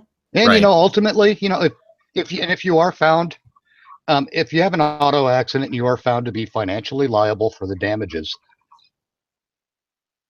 make no effort to compensate the other person, then yeah, we have due process in place. We start a trial. Yeah. Well, the court says, providing the court is going along with the Bill of Rights, if the court says, yeah, you are financially responsible, start paying. And if you still don't start paying, you get hauled off to jail. Yeah. Exactly. That's the way I look at it. Not for like an 8-year sentence. It depends on the damages, obviously. Yeah. Right. But if it's just a fender bender and you're not paying it, you go in until your $250 to $1,000 whatever fee essentially is paid off. Yeah. Right. In short, you kind of wind up working for the state. The state will take care of the fee. Yeah. It's like when it's when an honest exchange of currency. Yeah, it's like here in Georgia when they voted against deregulating the utility companies. So it's like, you can't do that because then the prices are going to go up. Oh, gee, miraculously, the prices went down. Always happens. Funny how that works. And a lot of my friends were like, well, crap, you were right. And like, when you make entities compete against each other, they're constantly going, okay, now we're charging this, but this guy is charging 50 cents less per gallon, so we got to figure out how to undercut him and still make our profit. Yeah. Legislation has very, very little place in the free market. It really does. I mean, I agree with some of it as far as, try not to sell food that's going to kill somebody. Yeah. We're fine with that. Yeah. But some shit will still get through it, though. I mean, it always does. Look at how many times have we had a recall on fucking spinach in the last 10 years? Don't forget, go to the FDA for something else. How many freaking commercials for class action lawsuits for prescription drugs have we had in the past 5 years alone? Actually, I couldn't say because I haven't really watched TV in the last 5 years. I get everything online. It's a massive list. They'll come out with a drug this month and everything, and in 3 months' time, their class action lawsuits and everything for everything from permanent damage to death. Yeah. Yeah. And God, this is just like when you buy, let me start that over. This is just like with Windows 10. Okay. It's the same goddamn thing. Windows 10 happened. They released it and they put the little upgrade thing for you on Windows 7 or 8 or whatever. So you could upgrade it. And I actually waited, I waited for over a year before I would even bother because I know damn well software, it's buggy as shit because all they're looking at is meeting that deadline for the release. Yeah. Mm-hmm. And then they figure, okay, we'll just fix everything afterward. I think it's kind of the same thing when it comes to the pharmaceutical companies. I mean, they do go through some stuff. They do some trials. They're like, okay, it basically works. Let's send it out. And that's a horse shit business philosophy. If there was more competition, I guarantee you the companies that didn't pull that shit successful. What I think it is that these. Sorry, I was in the middle of a deep stretch. What I think it is that these damn companies are paying the FDA money to get their drugs past trial. That would not surprise me. No, it wouldn't surprise me either. And they're doing all this legislation. And I remember, I think around 2012, 2011, they were trying to pass legislation to make it mandatory for prescriptions for natural supplements. Yeah. And it didn't go. And I got to tell you. What? It didn't go through. And I'm like, good. Because I'm sorry. Herbs in their essence, yes, they're a supplement, but they're a plant. It's fucking food. Yeah. What, you're going to fucking, suppose I'm growing basil in my backyard or garlic. You know, what, you're gonna fucking send in the FDA to regulate my little 2 foot by 2 foot backyard? Fuck off. Why wouldn't they? They want control over all of it. Yeah. Well, I know they do. It's like that when they pulled That's why I said fuck off. When they banned ephedra. Right. A lot of my friends, because I've been studying natural health for over 20 years, a lot of my friends were like, well, it's dangerous. I said, it's dangerous when you pull it out of the context of what it's supposed to be a supplement for. You're not supposed to put it in diet supplements. It's not a weight loss herb. It is an herb that dilates the lungs and helps people with asthma breathe better. That's all it is. That's all the Chinese use it for. But when you combine it with caffeine... Which one is that? Ephedra. Ephedra. I'm going to have to remember that. The Chinese name is Ma Huang. I'm probably going to wind up putting it in the description or DMing you on Discord with it. Because I thought it was called ephedrine. Okay, works for me. It's outlawed here in the States, but it's like I explained to somebody. When you couple it with either... Hold on. Okay. Are we talking about ephedrine? No. Ephedra is the actual name of the herb that was outlawed in the United States, otherwise known as Ma Huang in traditional Chinese medicine. Okay, so ephedrine is the name of the medicine they made with it. Yes. That's the chemical. Yeah, that's the chemical name for it. Yeah. Okay. And I explained to my friends, I said, the problem is when you take ephedra and you couple it with caffeine, whether it is an herbal plant that has caffeine or manufactured caffeine, you're making herbal speed. Your body doesn't know it's hungry. Your heart rate surges up. And for people that have heart problems, it's going to have dire effects. Right. And these people back then, before it got outlawed, were taking 4-6 of these pills and then going for a run. Yeah. I think one guy's heart exploded. I'm like, well, excuse me, but duh. You know, one of my friends was like, well, that's a cold response. I said, because you're using it for something it's not supposed to be used for. Like Kava got pulled off the market because they said that it caused liver damage. Because when you don't know what you're taking, there are herbs out there that if you take them in large doses, they can have dire consequences. Kava is mainly a nervine. It's supposed to be a sleep agent. You take 2 before bed, you go to sleep. That's all it was for. And again, they were using it for what it wasn't intended to be used for. I forgot what they were putting it in, and people were having, all sorts of problems, and people were suffering liver damage. That's because it's a sleep aid. You take 1 or 2 before bed, it helps you sleep. That's it. It's like people do that a lot, I've noticed. And you don't use a rifle to put a hole in the soil to plant a seed. No. It would be overkill. Yeah. And it is because of this. It is because people tend to do an overkill kind of thing. I know I have a system. Not a system, really. But there's a thing I do. When I feel the first symptom from a cold, there is something I take and knocks that son of a bitch right out. But you have to take it right away when you feel that first symptom. Yeah. Otherwise, all it will do is just shorten. If it gets a hold in your system, it'll all it will do will reduce the time that you're sick for a little bit. But I never tell anyone what it is because I know people don't listen. Yeah, no, they don't. If I tell them what it is, they'll be popping this thing every fucking day, thinking they won't get sick. But that's not how it works. Mm-mm.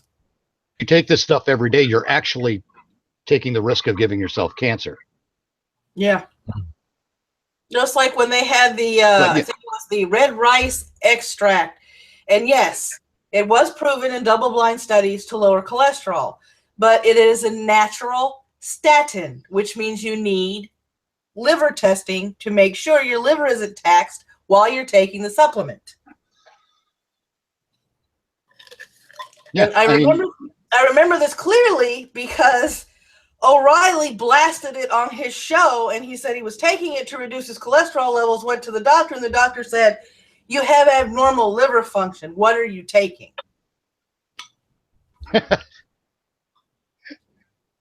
So the doctor didn't prescribe it, I guess. No, it was a natural. The red rice extract is actually another natural supplement, which means he went to a store to get it, and the person running the store didn't tell him what he needed to do in order to make sure there weren't any ramifications from taking the supplement. Oh, see, that's exact. Even if you tell them, though, people think more is better. Yeah. I don't know why people think that, but apparently they do. Because they think it's food, so the more I take, the better I'm going to feel. No, some of these actually have medicinal properties to them. Why do you think traditional Chinese medicine is still practiced in China? You know, yeah, people just gotta pay attention. Not just to the government, but fucking to each other. Like I was saying in the chat earlier. God damn. Yeah. I don't know why, but this is totally unrelated, but it just made me think of it. Yeah.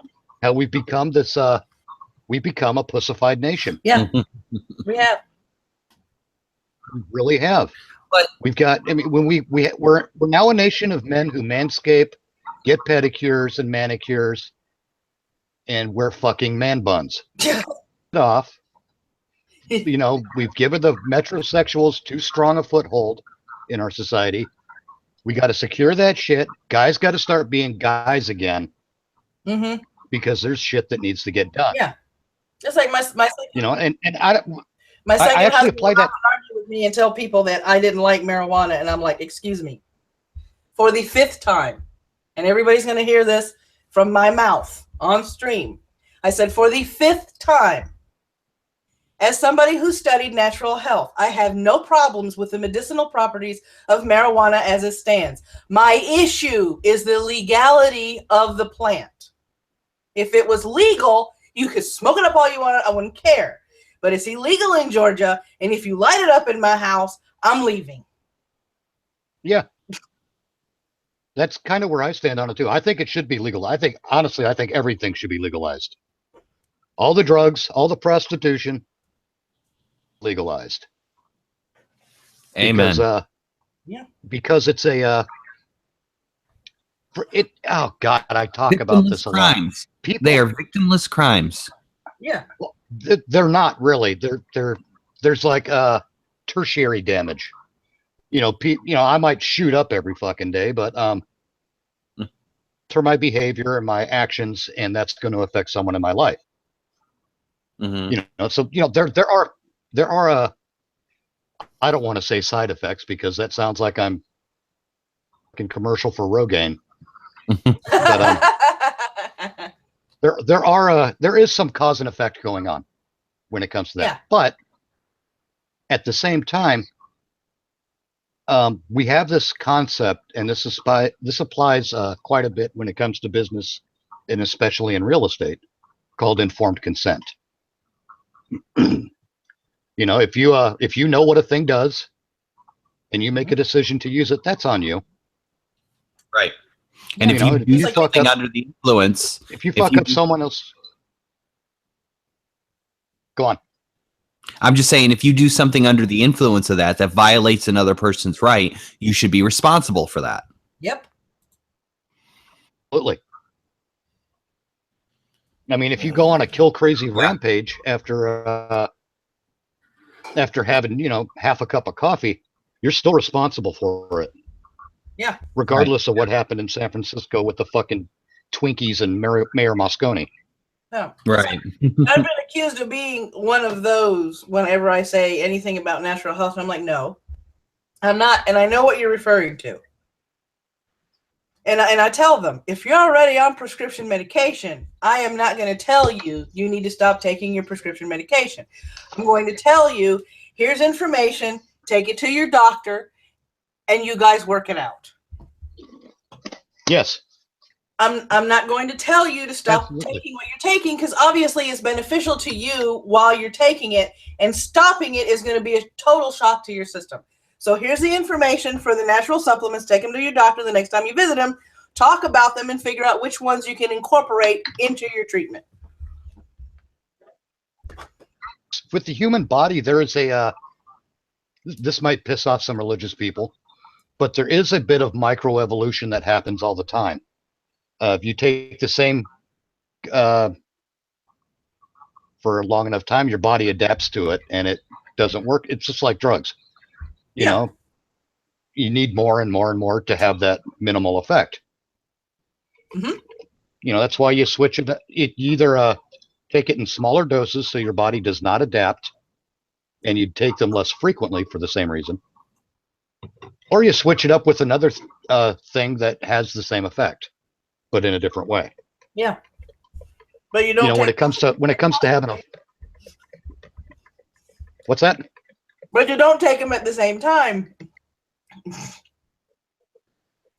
God damn it! Why the heck? I hate my internet connection. One more time, please. But you don't take them at the same time. Right. You know, when it comes to a headache, sometimes I'll take an aspirin, sometimes I'll take ibuprofen, sometimes I'll take acetaminophen, sometimes I'll take naproxen sodium, just so that my body will not freakishly adapt to it, or to any one of those things. So, you know, when I'm out at the beach, you know, laying face down in the sand, dry humping the dirt, and I get a headache, and I'd say to my buddy, "Hey, Frankie, what do you got for me?" You know, if they have ibuprofen, I can just pop the ibuprofen; it'll still work. Yeah. I won't need to take 8 or fucking 15 of them. Yeah. Because I had a friend of mine that literally got screwed by the medical community because 4 different doctors prescribed her drugs to the point where she actually won a malpractice suit. And going through all this, one of the medications she was taking just fucked up her memory. And she looked at me and she goes, "Is there any herbal supplements I can take that'll increase my memory?" I said, "Well, I have a question for you." She goes, "What? Are you taking any blood thinners?" She goes, "Yep." I said, "Nope." She goes, "Well, that was quick." I said, "Ginkgo biloba has been proven, and so has gotu kola, but both of those are blood thinners too." Oh, that's good to know. So, yeah. So, yeah, and I told her, I said, "So, no, I can't recommend you anything like that because, yeah, they did. They're still doing double-blind studies on ginkgo biloba in regards to dementia and Alzheimer's patients.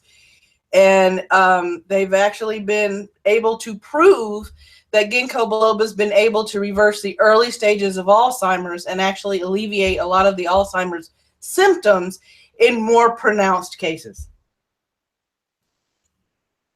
Shit, I got to start taking some of that because I'm getting that. No, seriously, I catch myself. I'm starting to get that Swiss cheese memory like I'm Dr. Sam Beckett. I have that, and I'm only 27. It was like I tell Find an everybody, herb. when you find a supplement, my recommendation is to start out with 2 with your first meal. Wait a few weeks, and if you find an improvement, that's your dose. Because everybody is different. Everybody metabolizes things differently. So, you know, one person may need 4 pills a day while another person needs just 2. It's like, as far as my memory goes, my memory's failing me because I've had way too many concussions in my time. I used to do pro wrestling. I used to do stage stunts, and I've just hit my head too often. It's true. Oh, yeah. Well, pro wrestling and everything, you take a shot to the head all the damn time. Yeah, I know. That's right. Yeah, pretty much every moment I'm in that damn ring. You know, whiskey might supplement of choice. Right. Get rid of that constant pain I'm in, huh? Yes. Yeah. It's like, you know, people get surprised. We're like, "No, just keep going to your doctor." "What? You're not going to tell me?" "No, I'm not, because I'm not stupid." Yeah. But, you know, it's funny, too, because how your body adapts to medications over time, it's similar to what is happening in this country with our government. They keep taking baby steps, and over time, you'd stop noticing. Mm-hmm. Yeah, for sure. You stop noticing the negative effect. Yep. Man, people got to wake up to some of this shit. And, you know, the Bill of Rights, it's 1 page long. It might be 15 to 20 sentences. You know, I never really went through and counted. I probably should, because it'd be an interesting point.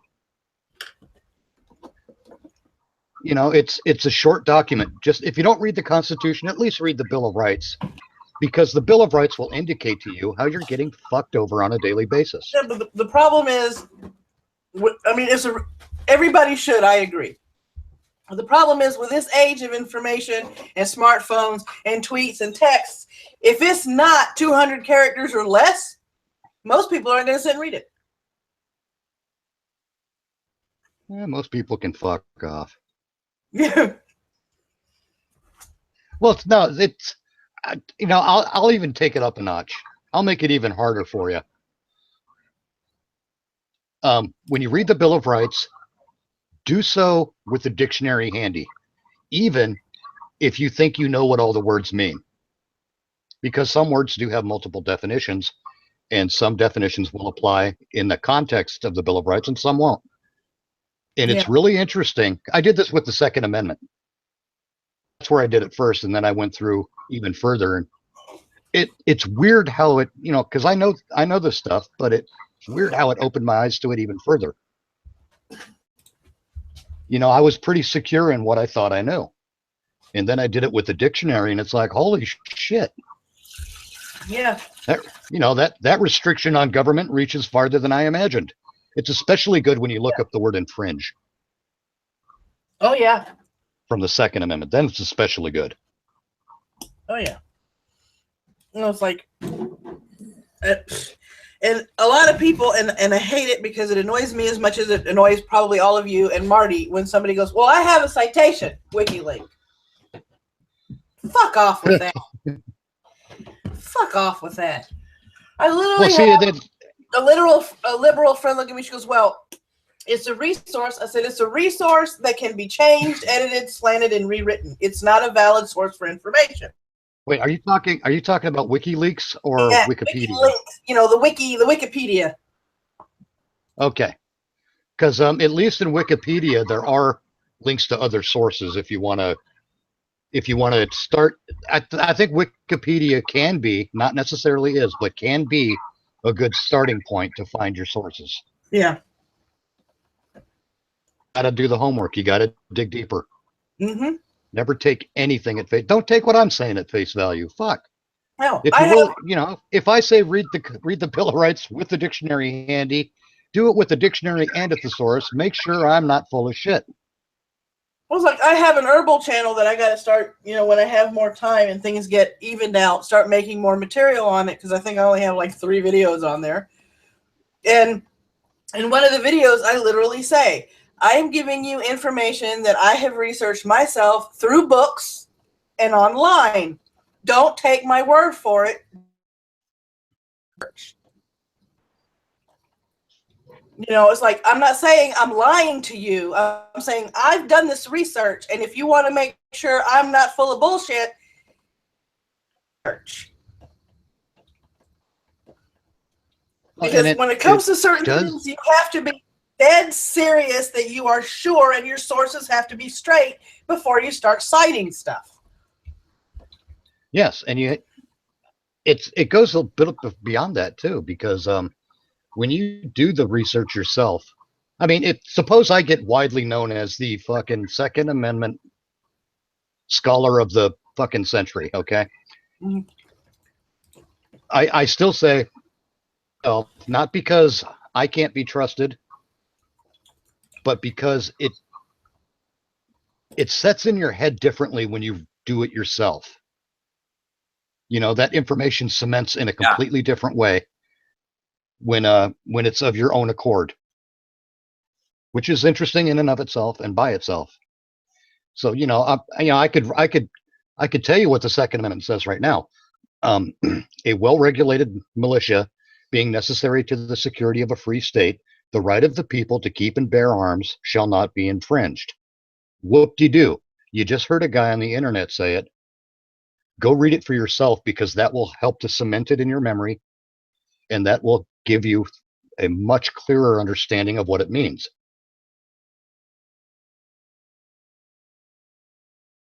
It's like when I sit down and I do my research, Ronan smiles, because if I do any of the natural health research, there's at least 4 books on the bed. And I have literally straight. gone through one book that I use the most, and I'm putting, okay, this book on this page, it correlates to the same herb that I'm reading here, and then I'll flip the page and I'll look and I'll make the notations in the books. And I used to do herbal workshops, and I used to tell people, well, I'm selling, the books that I recommend because I use them myself. And one person in the workshop raised their hand and said, how much did you charge for the ones that you put all the notes in?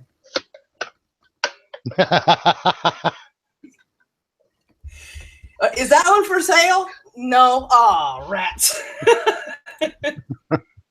No, but you could buy a photocopier for $3,295. All right, guys, I'm gonna drop out of here. Thanks for having me. Yep, I'm getting ready to end the stream anyway because Base Mama started hers, so I know people are going to start dropping out of the chat. Oh, yeah. All right, thanks. See you guys. See you, Brad. Thank you for coming. Thank you for being on here with me, Brad and Mitch and Fenn, if you're still over there in the chat. You guys have a great evening. Absolutely. You too. You too. Thank you for coming, and thank you for your support. Have a great night, everybody. Have a wonderful Friday night.